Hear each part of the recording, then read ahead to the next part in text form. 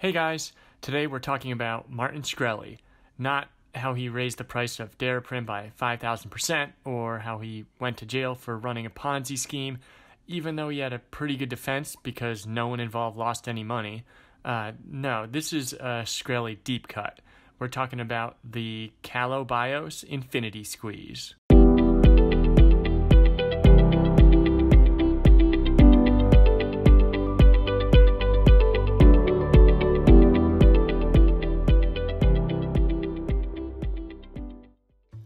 It's the fall of 2015, and KBIO, a once promising pharmaceutical company, is on its last legs. Partnerships with big-name companies like Sanofi have ended, and clinical trials keep failing to meet endpoints. On November 6th, the company eliminates 61% of its workforce. A week later, they say they're going to have to get rid of everyone else too. The company's CEO pulls no punches and explains, "Recent discussions around a number of possible strategic transactions have ended.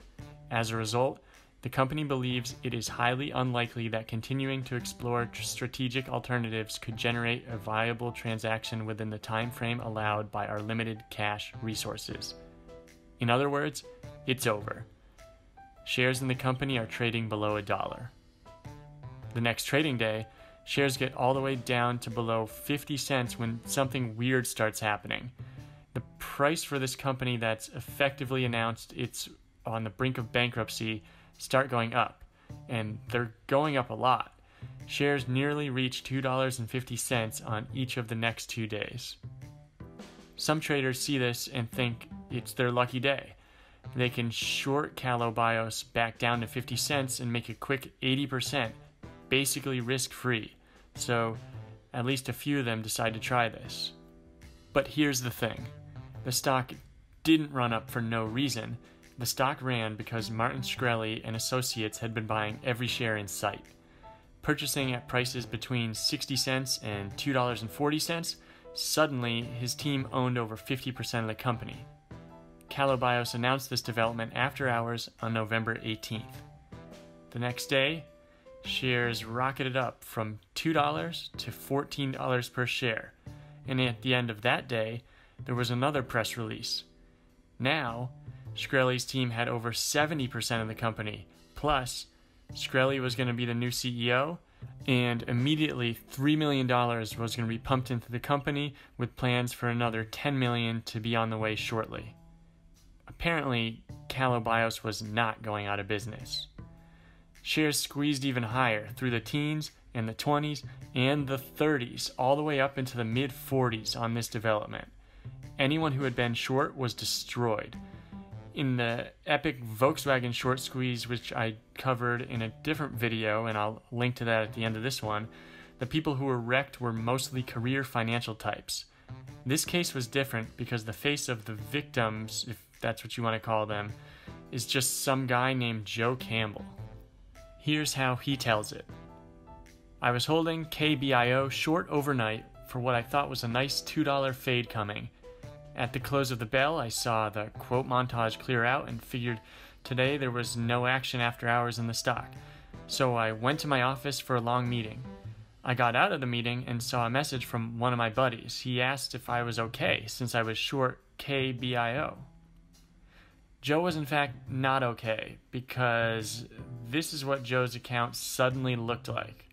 He had lost everything, and then kept losing until he owed E-Trade over $100,000. The media picked up this story and ran with it, not so much just because he lost money. Lots of people lose money, some probably even lost more than Joe. However, Joe was certainly the only one of these people that tried to recoup his losses by begging for money on a GoFundMe page. Mostly, people made fun of him, but he did raise a few $1,000s before shutting down the campaign. Now, after the squeeze, a new generation of shorts started piling in. Martin Shkreli certainly hadn't increased the company's value by 5,000% just by walking through the door after all, and for exactly 2 days, they felt like geniuses. The price began to collapse just like it should have. But then Shkreli struck again. The first squeeze had been caused by improved business prospects.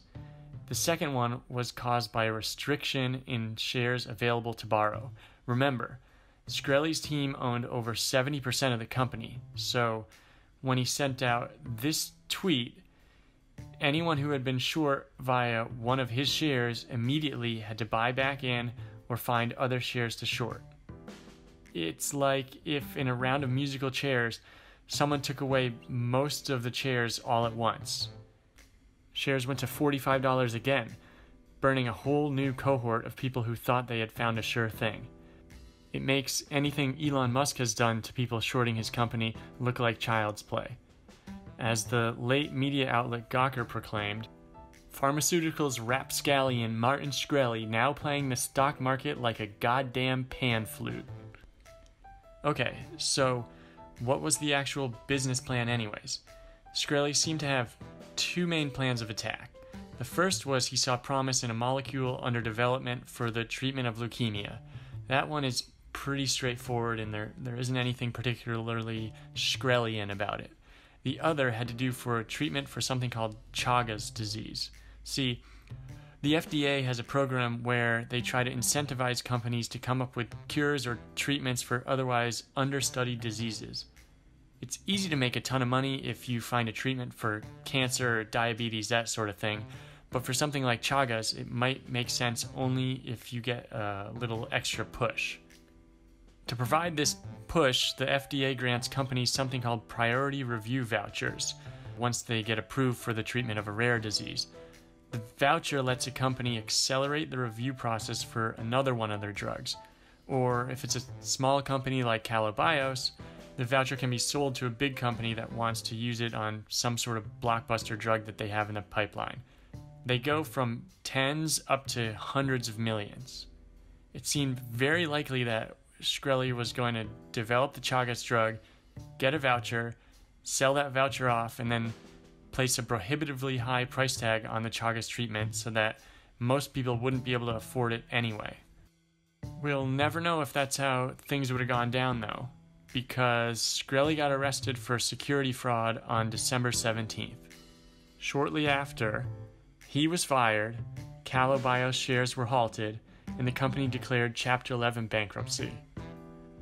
Through the bankruptcy proceedings, Shkreli maintained his control of the company, and in order to buy him out, KBIO actually gave him $2.7 million more than his original investment. KBIO then reorganized under the name Humanigen and continued to pursue the Chagas strategy that he had come up with. However, they ended up losing out to a non-profit group that agreed to use at least half of the money that they used after they sold the voucher to fund Chagas awareness and diagnostics. Martin Shkreli gets out of prison in 2023. Joe Campbell probably is still paying back E-Trade for his losses. Thanks for watching, guys.